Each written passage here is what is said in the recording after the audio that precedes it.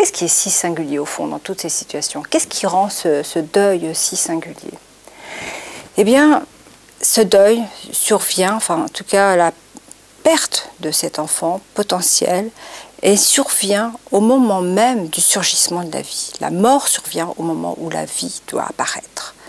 Bousculant l'ordre des générations, c'est les enfants qui vont mourir avant les parents. Ça survient en plein devenir parent. C'est une véritable fracture dans le processus de parentalisation.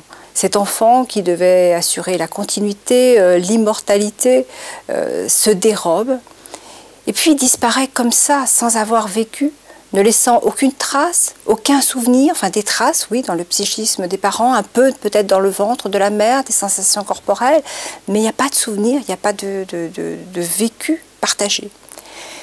Et ça, ça en fait une grande particularité. Mais il est bien singulier aussi au regard d'autres facteurs, et notamment de ce que représente ce fœtus pour les parents.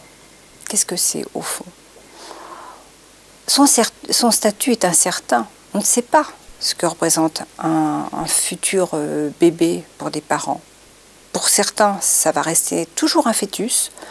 Pour d'autres, déjà dès le début de la grossesse, il est investi comme un bébé, comme un enfant qui va s'inscrire dans la lignée familiale. Mais pour d'autres, il sera peut-être qu'un morceau de chair, voire rien, une entité très abstraite. Donc ça aussi, ça rend ce deuil si singulier. Quand on perd une personne, on la connaît, elle est faite de chair et d'os, on a eu un rapport avec elle, on a des souvenirs, elle est reconnue, oui, comme un sujet. Là, quel statut vont y donner les parents? Et quel statut va donner aussi l'entourage à ce bébé? Bien au-delà d'ailleurs des débats philosophiques et religieux à ce sujet. Et puis aussi un deuil singulier en raison de l'attitude de l'entourage. Habituellement, on entoure les endeuillés, on a de l'empathie, de la sympathie, on les soutient. Qu'est-ce qu'on fait dans ces situations? Oui, peut-être, au moment où la mort se produit, on peut faire preuve d'empathie, on peut être un peu chaleureux, mais très vite, le téléphone ne sonne plus.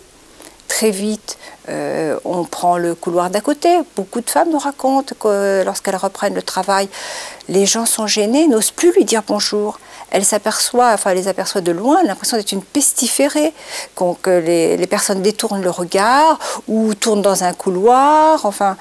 Et puis même parfois, ça va plus loin que ça. Une autre me racontait qu'après un mois, son manager lui a dit, il l'avait ménagé pendant sa reprise de travail, et puis après il lui a dit, bon écoute, maintenant ça fait combien de temps? Ça fait un mois que c'est arrivé ton truc, alors maintenant on passe à autre chose.